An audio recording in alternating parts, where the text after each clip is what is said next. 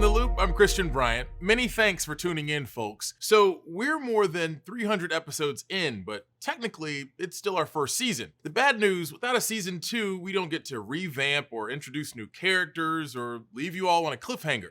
The good news, you don't have to worry about a sophomore slump. Here's what we got for y'all.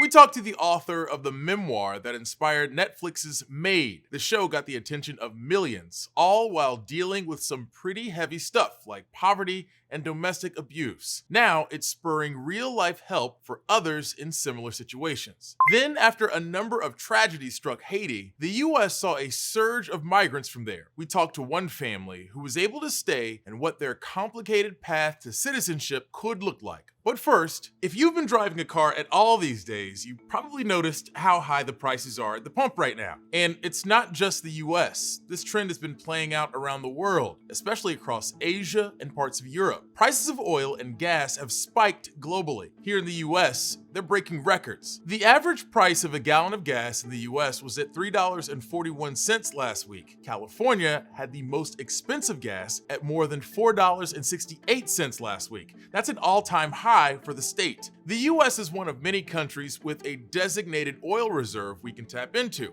And the Biden administration just announced that after weeks of reaching out to other heavily impacted countries, a coordinated global release is happening. China, India, South Korea, Japan, and the UK are all joining the US to release from their reserves to cool down global prices. The last time we had a global release like this was in 2011, when countries agreed to replace some of the output lost in the Libyan civil war at the time. It remains to be seen whether the release of more crude oil will have long-lasting effects on price, though it's worth noting prices had already slightly started to dip since last week. For President Biden, any relief couldn't come at a better time. Historically, high gas prices always become a messy political blame game for whoever's in the White House. Unfortunately, Democrats on Capitol Hill have rejected virtually every proposal. And now Americans are paying the price at the pump for this obstruction. Just from a political perspective, do you think the President of the United States going into re-election wants gas prices to go up higher?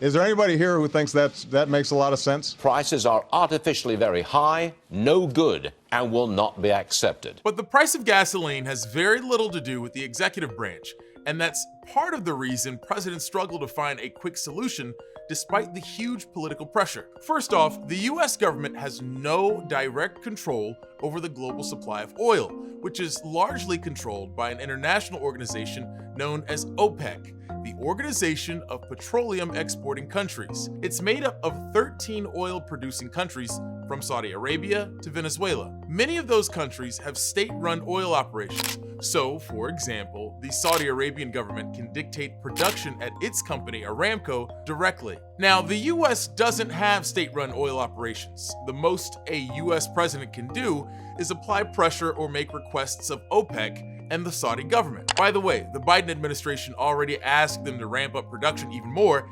and they said no, suggesting next year we'd have a surplus of oil instead. A second solution that's been floated has been taking legal action against OPEC through legislation. Since 2007, discussion of bills designed to make it legal for the US to sue OPEC countries have floated around Congress, targeting OPEC's antitrust practices or collusion to control the market. Some experts have warned this could backfire by only making prices more volatile, so there hasn't been a lot of momentum for a bill like this. But it's worth noting that back in August, President Biden asked the FTC to investigate possible antitrust conduct by oil and gas producing countries with a monopoly on production. Last week, in a letter obtained by Reuters, Biden told the FTC further action was needed, but outside experts are skeptical sufficient evidence will be found this time. And lastly, of course, the president can order a release from oil reserves, but just the US alone would not have enough crude oil to significantly impact the market. So if gas prices aren't a reflection of presidential policy, what is actually behind the rise in prices, and how will this surge end?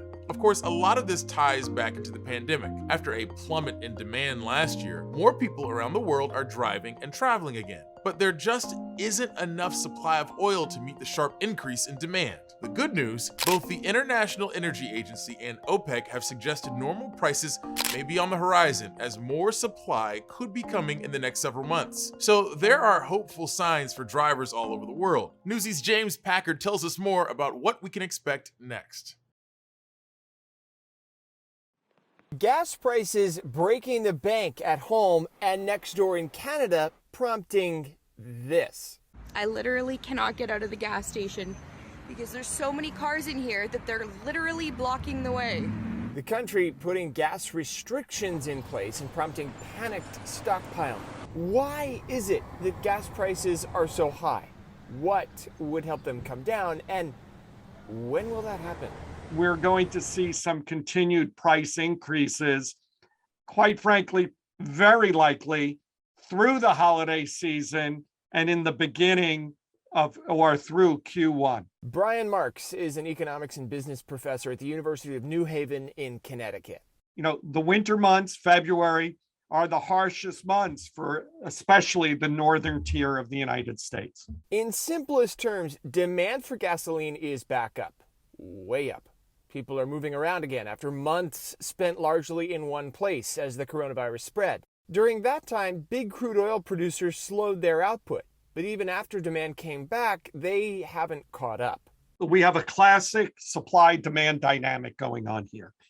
A little over a year ago, WTI was $35 a barrel. Today, we're talking $80 a barrel. But supply isn't exactly short. The Interior Department says more than half of the land leased to the oil and gas industry is non-producing. Why are we not producing out of those oil fields? So one could argue there's a level of artificial scarcity in the fact that there is oil that could be developed and produced. The Biden administration had asked OPEC, the big oil cartel that dominates the global oil market, to ramp up production and help prices. Their response? No. So the Biden administration, in concert with China, India, Japan, and South Korea, is planning to release oil from national stockpiles, a move that could prompt OPEC to cut production. There could be a game of brinksmanship going on between the Biden administration and OPEC Plus. That could finally bring prices down, but it won't be immediate, and it won't stay that way forever. A coordinated effort to release from a petroleum reserve could help, but not without absolute certainty, and it may simply be pushing or kicking the can a little bit further down the road. In the meantime, states are running out of patience to see relief. Florida's governor asking the legislature to approve a cut to the state's portion of the gas tax, hoping for some eventual relief at the pump. The move prompting concerns the savings won't go to the driver without safety nets. If you don't have that type of protection, there really is nothing to stop a gas company from eating up the savings themselves. This is a problem that's going to be with us for maybe till we're out of the coldest months. Correct. I think it's fair to say we are going to, I would not be surprised of seeing continued or sustained increases. December, that's when we usually see an increase. James Packard, Newsy, Los Angeles. So gas prices may not be back to normal by the time we travel for Thanksgiving, but that won't stop most Americans from seeing their family and friends this holiday. After last year's holiday season with a huge dip in travel across the country, we're seeing signs it's picking back up this season as more Americans get vaccinated and are ready to gather around the table again. National correspondent Chris Conti gives us an update on holiday travel. This time last year, airports looked a lot like this, with so many people not willing to risk holiday travel because of COVID. Americans, though, are anxious to see family and loved ones again, not wasting any time in making up for lost time. This week alone, during the busy Thanksgiving travel season, nearly 20 million people are expected to pass through TSA screening checks. Plenty of places to go, little time to waste. The Thanksgiving rush to get out of town is back on. I encourage people to travel and see their loved ones and take adventures and have a good time. Just be prepared. Robin Sachs-Frankel is with Forbes Advisor. This year, perhaps more than any, she is just urging people to be patient. Airlines, like every other industry, are dealing with staffing shortages. Monday was also the deadline for TSA employees to get vaccinated, and it's unclear how that will impact their staffing numbers. This is the new normal, and everything does take a little bit longer. While airports typically get the most attention this time of year, they aren't actually the most popular means of holiday transportation. AAA's best estimate, a staggering 48 million people will get in their car sometime over the next few days to travel for Thanksgiving. That is up over 80% from this time last year when many of us just stayed home. The best time to hit the road this week? Wait until after 8 p.m. on Wednesday. Regardless of how you get there, though, it is shaping up to be the quintessentially busiest time of the year to travel. I'm Chris Condi. Many thanks, Chris. See, that's why my family and I decided to celebrate last week, so we can avoid all that at the airports and on the roads. After the break, we're diving into our social media feeds to see what's happening. We'll see you when you're back.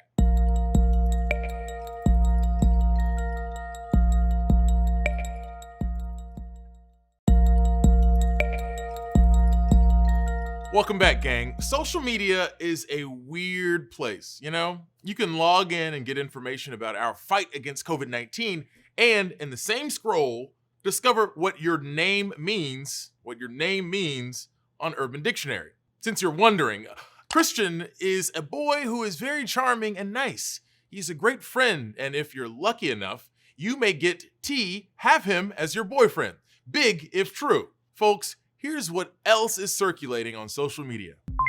As U.S. healthcare workers push to vaccinate 28 million kids between the ages of 5 and 11, pediatricians are giving us a clearer picture of how many kids across the country have contracted COVID-19. The American Academy of Pediatrics and the Children's Hospital Association released a report saying more than 140,000 children tested positive for COVID-19 between November 11th and November 18th, which is an increase of more than 30% from 2 weeks ago. The definition of who counts as a child varies by state, but the acting FDA commissioner has called the hospitalizations and deaths of 5 to 11-year-olds startling. Nearly 10% of kids in that age group got at least one dose of the lower dose Pfizer vaccine in the 2 weeks after the FDA gave its approval. After decades of groundbreaking space exploration, NASA has decided, let's try to hit something this time. NASA's Double Asteroid Redirection Test, or DART mission, is scheduled to take off early Wednesday morning and head millions of miles into the solar system to smash into an asteroid that's minding its own business and knock it off its path. Basically, interstellar billiards. The spacecraft will get up there using SpaceX's Falcon 9 rocket. It's a planetary defense test to see if we can prevent a hazardous asteroid from hitting our planet. The asteroid in question isn't hazardous, but how else are they supposed to practice? Depending on where the asteroid is in orbit around the sun, NASA's spacecraft could smash into it anywhere from 6 to 306 million miles away from Earth. Instead of firing off another Armageddon joke, I'll just say, may your rocket fly straight and may your aim be true. Our planetary defense depends on it. Since it was released, the Netflix series Maid has been hanging out on the platform's list of top 10 shows in the US. The show, which is based on a true story, is about a young mom who's escaping domestic abuse and trying to make a better life for herself and for her daughter. The show brings up a lot of important issues like the wage gap, the lack of affordable childcare, the difficult process of applying for and receiving welfare benefits, and so much more. This miniseries goes far beyond entertainment by holding up a mirror and showing the real-life events of many Americans. Newsy correspondent Maritza Giorgio speaks with mothers who share a very similar lived experience and tells us how this show is spreading awareness about their reality. Why are you here? We don't have anywhere to sleep tonight. It's a gripping look at domestic abuse, poverty, homelessness, and single motherhood. Do you want to call the cops now? It's not too late. The Netflix series Maid has the attention of millions. Brought her to court?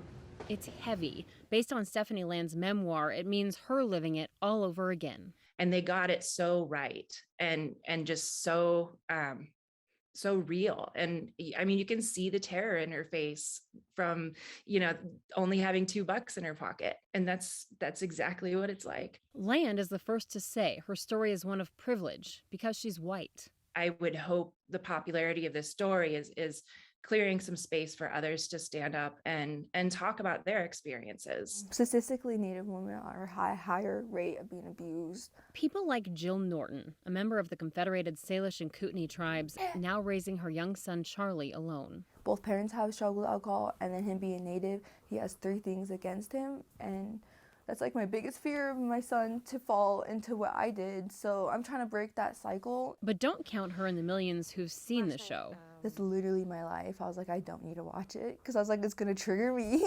The storyline is familiar. A single mother at 18 trying to find a safe place to go after fleeing abuse. Hop in, baby. Jill found safety at Mountain Home, Montana, just a few miles from the author of Maid's Missoula home. We've had families show up at our doorstep that actually don't have a winter coat. Have been sleeping under a bridge, have used the back of a car throughout the winter months in Montana, and that's just unacceptable. About 20 names constantly fill the waiting list. The shelter provides a home for young mothers between 16 and 24, but they fielded calls from girls as young as 12.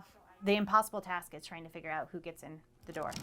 Without this place, and then I probably would have been dead. The National Coalition Against Domestic Violence shows 10 million U.S. adults experience domestic violence every year. Last night was different and I got scared. And as Maid shows, that means emotional abuse too. The Netflix miniseries now on the list of the top 10 TV shows of all time for the streaming giant, surpassing the record set for a limited series by The Queen's Gambit. Its popularity put the memoir back on the New York Times bestseller list. There's 2 two-bedrooms. It also means a heightened awareness of what the Mountain Home staff sees every day, from poverty to violence. I think if there's any message that Steph's created through her book and through the Netflix series, and that Mountain Home tries to scream from the rooftops, is that there can be healthier, happier futures, and we will help anybody wherever they are on that path to get to them. Organizations across the country are seeing a difference. The Netflix series donated clothing and film set materials to shelters where it filmed. Land partnered with a local bookstore to donate a portion of new book sales back to Mountain Home, Montana, to help others like Jill. They received orders from around the world. She's made a story that I would argue almost any human can watch and pull something from. We all just want what's best for Maddie here. We want what's best for Maddie, both of us, yeah. The story is hard to watch, but that's the point. It's not all stressful and traumatizing, but it's also supposed to make you feel stressed out, and just so that you can maybe understand what it's like to be in that situation. I want to support any mom because I know how it is. Mountain Home turned into Jill and Charlie's true home. I probably would not be here without Charlie. He literally saved me. As she works on her high school equivalency test, I think that's the key to everything. Just pour your whole entire self into being a good mom. A good mom for Charlie. Yay!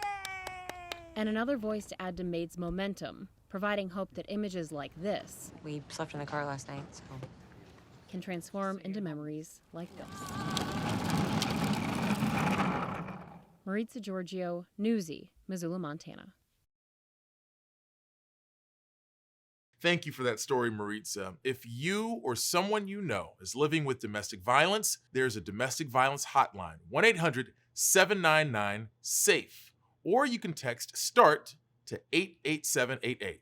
Pretty heavy, yeah? Well, now might be a good time for a quick pause. When you're back, we're talking about something we've all become too familiar with this pandemic: shortages. See you soon.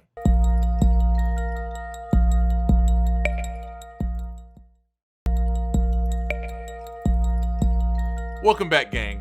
Here's a question. What's on your TikTok feed? Sorry if that's a little personal, but is it real estate videos, dancing, something completely random that you're now obsessed with since downloading the app? Well, one group of high schoolers is trying to make it big on trucking TikTok. That's a new one. California students in one of the country's first high school truck driving programs are working to educate people about the industry and share why they are pursuing a career in the field. The U.S. has seen a shortage of 80,000 truck drivers this year. That's up 20,000 from the year before. National correspondent Amanda Brandeis explains how this program is working to fill much-needed roles.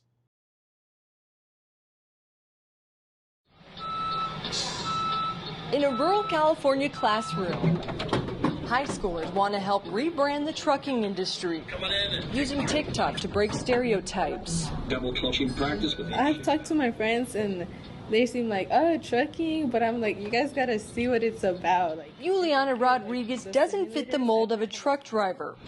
Dominated by men, the average age of new drivers is 35, on their second or third career. They're mainly doing it because they got bills to pay. I often think, how different would our industry look and feel if people entered into this industry as their first career choice? Dave Dine is creating a pipeline of new young talent to solve a crisis years in the making. How do we expect anyone to want to pick a vocational trade if they've never been exposed to it?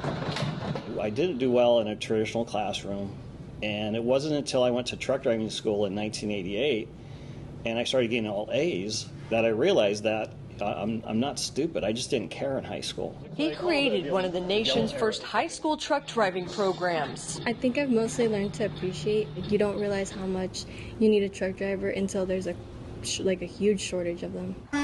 You have to be 18 years old to get a big rig truck driver license. But the program is helping students complete training before their birthday. Stay off the brakes, stay off the throttle. Students undergo 180 hours in the classroom and 30 in a simulator. We break down the skills one at a time. Within a period of about 2 weeks, you can walk up to one of my students. They're not missing a gear, and they'll tell you what gear they're in. He's sharing the truck driving curriculum with high schools across the country. The industry can't wait 2 years for a high school to try to figure this out on their own. We need these programs up and running. And we don't sugarcoat anything in this classroom. Driving is a hard job. But by exposing students to their potential, We got our first video. he believes high schools can mold a new generation of drivers. I've been in trucking for 33 years, and I've never been this excited about trucking. In Patterson, California, I'm Amanda Brandeis reporting. Many thanks for that, Amanda. Food banks are also experiencing shortages. Food prices have gone up and supply chain issues are making it harder for them to get food to their facilities. We need those trucks we just talked about to transport these goods. The demand for food has also gone up during the pandemic, and food banks are still working to meet everyone's needs. National correspondent Jesse Cohen explains how these organizations have increased their budgets and come up with new plans to make sure no one is left behind. Packing each item, closing each box. It may seem like Low Country Food Bank has plenty of food to supply families, but as you look closer, you realize it's more complicated than that. We are serving from what was around about 32 million pounds of food. Over the last 2 years, that's increased to 40 million pounds of food. So we've now moved up to having to provide close to about 3 million pounds of food every month. Consistently. It's just one of the food banks across the nation being affected by major price increases and continued supply chain issues. So that's put huge pressure on our operating systems and our ability to be able to deliver that. Nick Osborne, the president and CEO, says they can't let these problems keep them from providing for their South Carolina communities. So that has meant that we've had to purchase more because doesn't mean that we stop them providing food to communities that need it.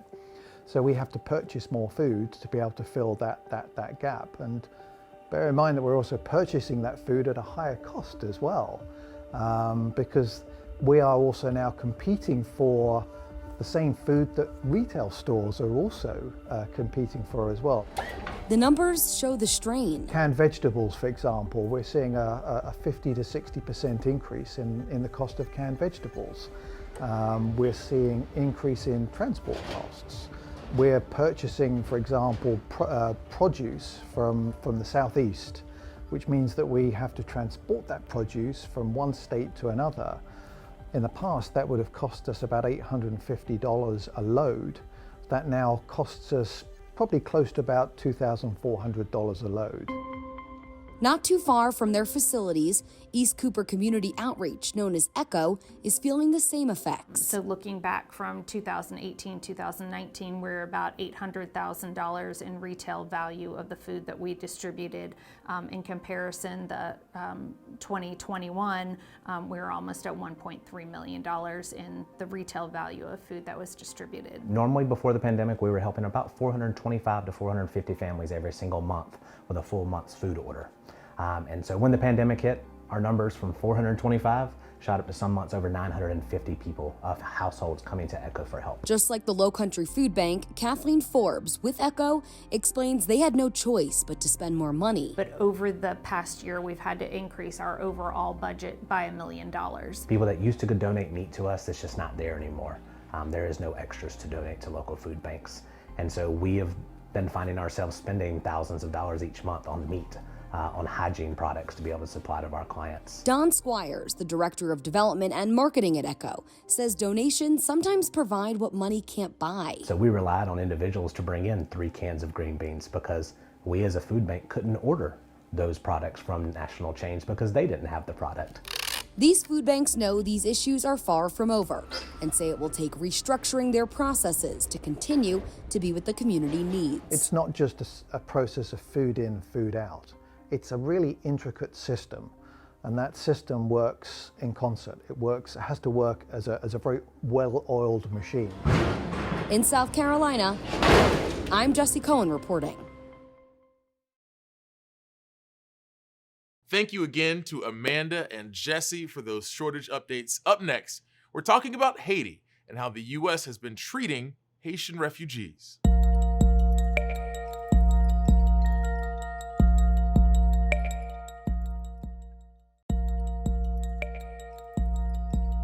Welcome back to In the Loop, folks. After years of political instability and natural disasters, we saw the situation in Haiti become a full-blown crisis earlier this year. Less than 600 miles off the coast of Florida, Haiti saw nationwide anti-government protests and the assassination of President Jovenel Moïse in July. Haiti was also rocked by a deadly magnitude 7.2 earthquake in August that has devastated the country's infrastructure. And last month, 17 missionaries from the US and Canada were kidnapped in the country.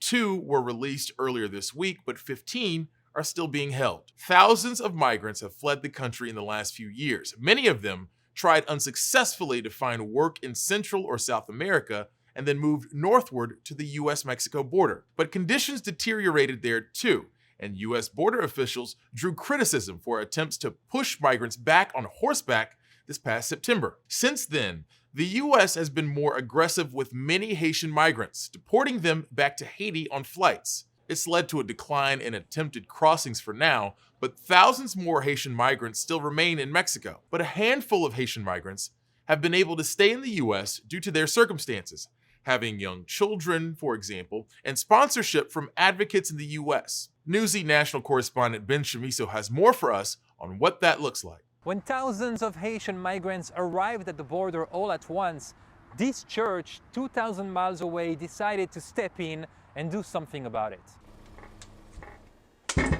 In this New Jersey basement, a Haitian family is putting down roots in the US, far from the violence and instability at home. Their new life hanging in the balance as their asylum case plays out, but at least they get to try. What are going to be your main arguments when you're going to make your asylum claim? I left my country because I saw that it was becoming a slaughterhouse. Even the president was killed. Just 2 months ago, Christian Desamar and his family were among 14,000 Haitian migrants camping under a bridge by the southern border. While most of them were swiftly deported by the US, Desamar's family was allowed to stay for now. I just want to have a job and a place for my family to live. Desamar says he was right there when Border Patrol agents used their horses to prevent migrants from crossing back into the U.S. We had to go to Mexico to buy food. When we were returning one day, 2 guards came on horseback and caught a Haitian with the lasso, blocking the shallow part of the river. The family avoided deportation because they have young children and sponsors in the U.S. to help financially. The sponsors are these members of a Haitian church in nearby Philadelphia. Desamar's family needs to move out of this apartment by next week, but volunteers from the Beersheba Adventist Church have already found them another place to stay. If a human being needs help, our duty is to help. Jean-Maurice Cassius is the church's senior elder. He leads efforts to support over 20 Haitian asylum seekers and counting, sponsoring their rent, food and supplies until they become self-sufficient. Why do you work so hard and put in so many hours to help Haitian asylum seekers? When you see your brothers and sisters are suffering, it's like you are suffering. Like everyone in the congregation, Cassius is a Haitian immigrant himself. He moved to the US in the 80s on a student visa and then got his green card. He understands what it's like to start from scratch in a new country. So as they are being mistreated at the border, we felt the urgency to do something for them, especially when they are being released and they have no place to go. At first, the church relied on donations from the community. If they don't have the money to give, they will give their times. They will probably bring some food. But once the word got out that the church was helping Haitians from the border, external donations started pouring in. So as long as people will donate, we will be able to help a lot more of these families. Even though the asylum seekers have to wait at least 6 months to get a work permit, the church is helping them earn some cash in the meantime. We have people calling, I need to clean my house. And then in return, they will give them some money. And that give them some sense of pride. Cassius is also connecting them to immigration lawyers to help them fight their asylum cases. They'll need all the help they can get. Between 2019 and 2020, the US denied 91% of all asylum cases from Haitian applicants. Still, Cassius remains hopeful. We approach it with a lot of hope, knowing that the judge will hear their case and will understand their situation. Either way, Cassius is not done practicing what he calls gospel in action, fielding calls all day from the growing number of asylum seekers who rely on him to survive. Ben Chamisso, Philadelphia, Newsy. All right, many thanks, Ben. The line at vaccine sites may not be as long as they were when COVID shots were first made available, but those sites are still serving an essential purpose. We take a look at how one is helping in California after this break.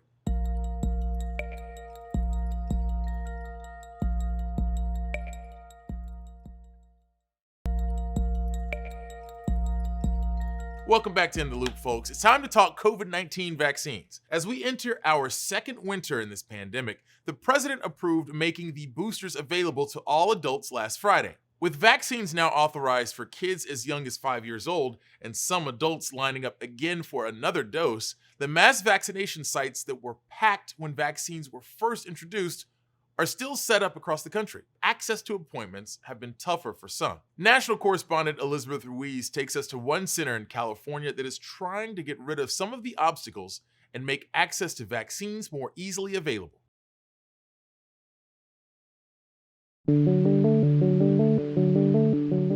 This is going to be easier than the flu shot. It's a smaller needle and it's easier. So what I'm going to do first is I'm going to clean the arm. That's it. That's it.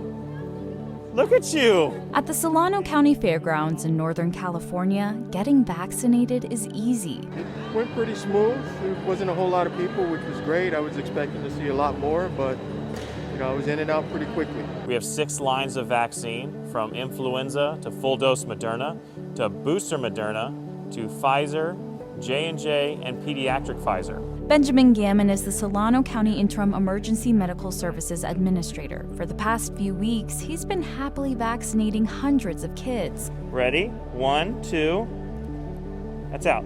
This mass vaccination site was first set up in early February to get shots in the arms of the underserved. According to the Kaiser Family Foundation, over the course of the vaccination rollout, Black and Hispanic people were less likely than their white counterparts to have received a vaccine, but these disparities have narrowed over time. They're just so happy to have these services here. Operations Manager Kyle Newport says many people of color aren't necessarily hesitant to get the vaccine. He says disproportionate vaccination rates are mostly due to lack of access. People that have the lowest opportunity to have revenue are usually the last people to get health care. By opening up and inviting all to come here, we can try to bridge that gap, make sure that everybody can go to school, can get a job, can work, and can return to some sort of a normal life as they knew it before the pandemic. Dinette Thompson got a booster shot today. She says she wasn't hesitant at all. I am an essential worker. I work at a care home, and I need to have the proper vaccination, so I won't give anything or catch anything. The man behind the whole operation is Bill Hammond. I'm Bill Hammond, and I am the president and founder of Hammond Entertainment. He's typically booking events with A-list celebrities. Beyonce, Stevie Wonder, Babyface, Dave Matthews. But then he got a call from Kaiser. Out of the blue in January, the senior vice president and the head doctor called me, just picked up the phone and said, "Hey Bill, can you come up here and build and run logistics and operations for a mass vaccine site? We want to do 2,500 to 5,000 a day." And I was like, 3 seconds. I said, yes. For months, he's been employing hundreds of people from the community to make it happen. I'm a minority-owned company for 26 years. That I think that played a part, that they had someone African-American up here in the forefront running this business, and with a lot of other African-Americans and other minorities.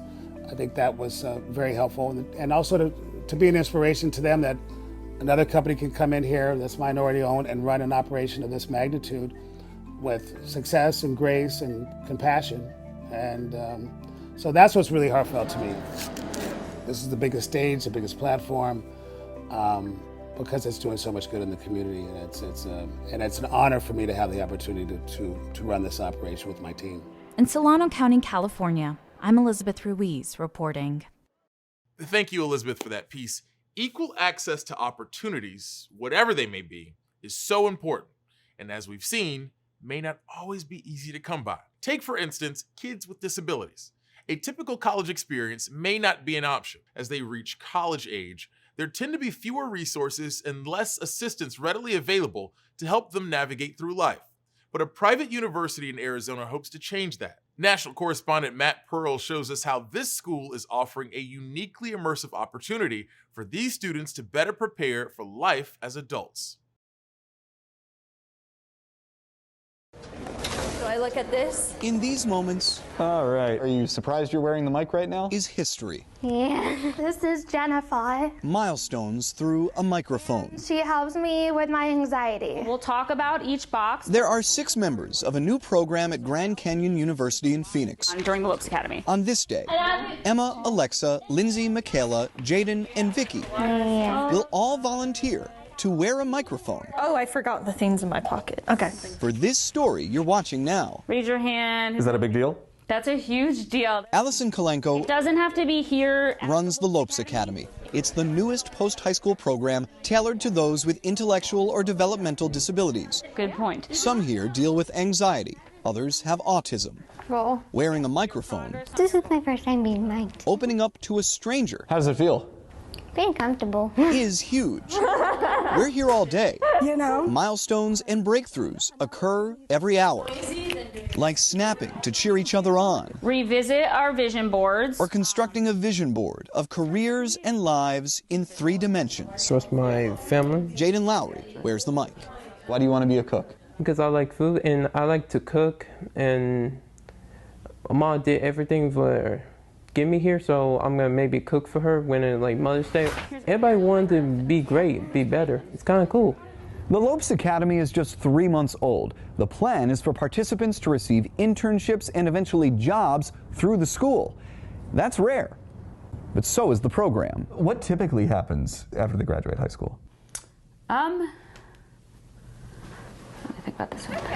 I think there's definitely room for growth. The group Think College shows more than 300 programs for those with disabilities, but they're mostly clustered in a handful of states. Lopes Academy is one of 3 in the 100,000 square miles of Arizona. There's no standard for these programs, no mandate for schools to include them. I'm good. Even the Lopes Academy began largely off of one donation by the parents of a current participant. When I was in school, I had a lot of... That's Emma Cardin. People was not very nice to me.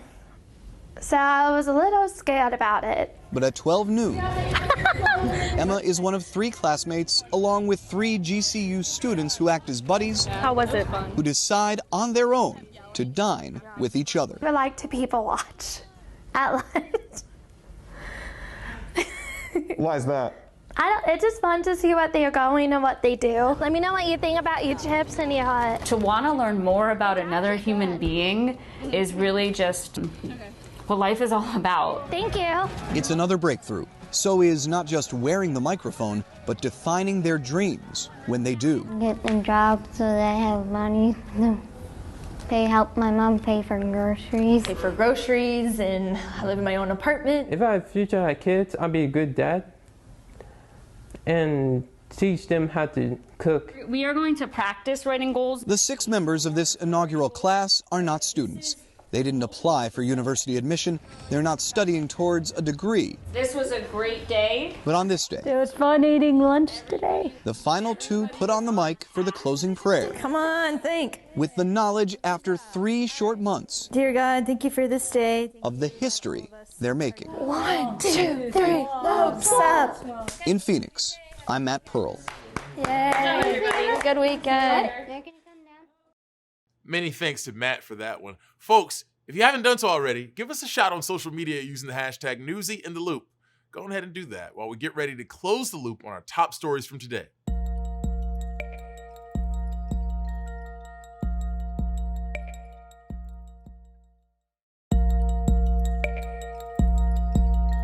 We are wrapping up, gang, and to do so, we're going to take another look at our top stories in case you missed it. Here's what's going on. Prices of oil and gas have spiked globally. Here in the US, they're breaking records. The US is one of many countries with a designated oil reserve we can tap into. And the Biden administration just announced that after weeks of reaching out to other heavily impacted countries, a coordinated global release is happening. For President Biden, any relief couldn't come at a better time. Historically, high gas prices always become a messy political blame game for whoever's in the White House. But the price of gasoline has very little to do with the executive branch, and that's part of the reason presidents struggle to find a quick solution despite the huge political pressure. And then we told you about the issues Haitian migrants have faced in trying to come to the US and the efforts of advocacy groups to help more come in. Less than 600 miles off the coast of Florida, Haiti saw nationwide anti-government protests and the assassination of President Jovenel Moïse in July. Haiti was also rocked by a deadly magnitude 7.2 earthquake in August that has devastated the country's infrastructure. Thousands of migrants have fled the country in the last few years, but a handful of Haitian migrants have been able to stay in the US due to their circumstances, having young children, for example, and sponsorship from advocates in the US. I left my country because I saw that it was becoming a slaughterhouse. Even the president was killed. Just 2 months ago, Christian and his family were among 14,000 Haitian migrants camping under a bridge by the southern border. While most of them were swiftly deported by the US, Desamar's family was allowed to stay for now. The family avoided deportation because they have young children and sponsors in the US to help financially. The sponsors are these members of a Haitian church in nearby Philadelphia. If a human being needs help, our duty is to help. That's it for this episode of In the Loop, but we're back every weeknight. I don't give you much of an opportunity to miss me, unfortunately. Tune in at 9 p.m. Eastern to catch me for the full hour. Or if you're ready for something else, keep it here and check out what else Newsy has to offer.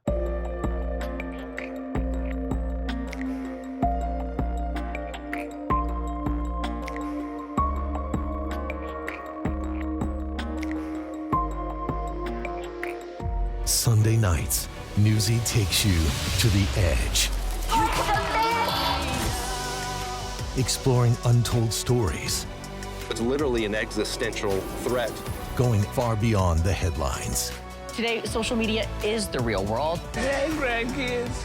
There needs to be a bridging of the gap. In real life, a next generation news magazine. New episodes, Sunday nights at 8:30, 7:30 Central, only on Newsy.